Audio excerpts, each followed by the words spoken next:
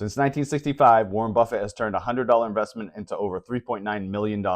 But here's the shocker. He actually recommends that you don't copy his value investing strategy. Most people think investing is complicated.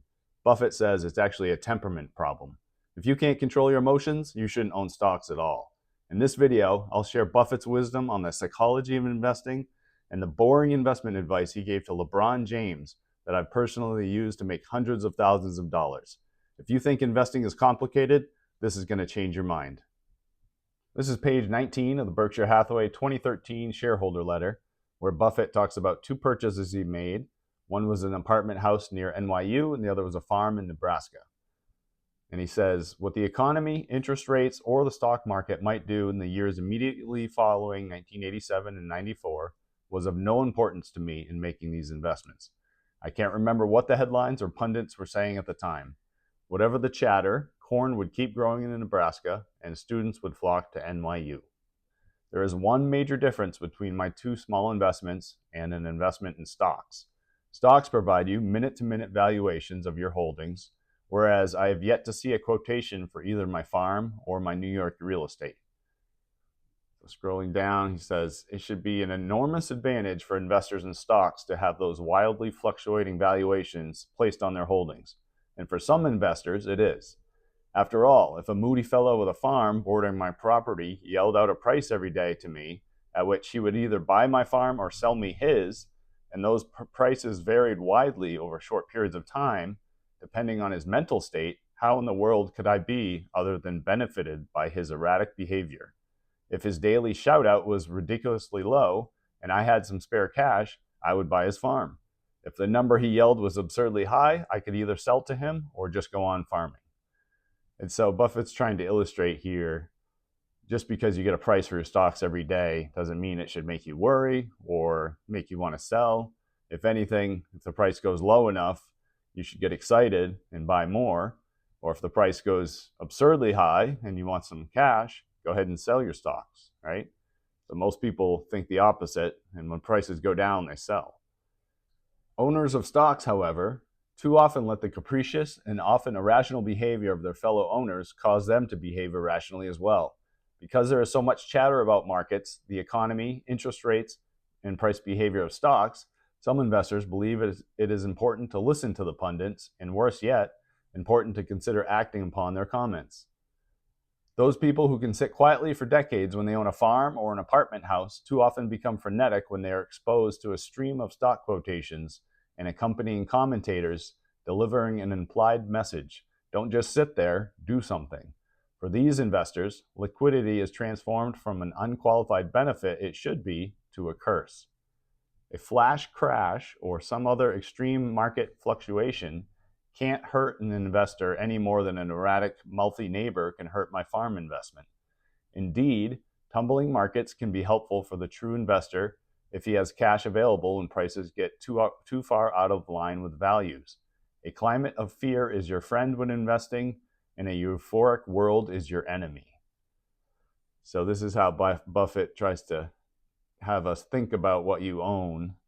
And just because people are selling and prices go down, don't get too excited. Just hold on to your stocks. And, if anything, sell when people are euphoric and everything's going up. This is the top of page 20.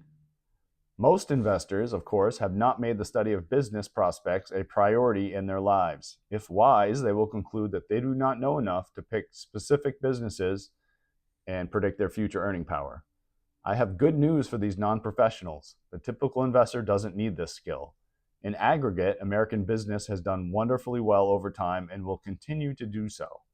In the 20th century, the Dow Jones Industrial Index advanced from 66 to 11,497, paying a rising stream of dividends to boot.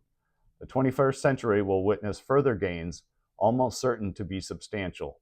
The goal of the non-professional should not be to pick winners. Neither he nor his helpers can do that, but rather should be to own a cross-section of businesses that in aggregate are bound to do well. A low-cost S&P 500 index fund will achieve this goal. So this is where Buffett talks about how most people should just own an S&P 500 index fund, and he calls helpers basically Wall Street, all of these actively managed funds, people charging large fees on your portfolio. Says you don't need them, just buy an index fund.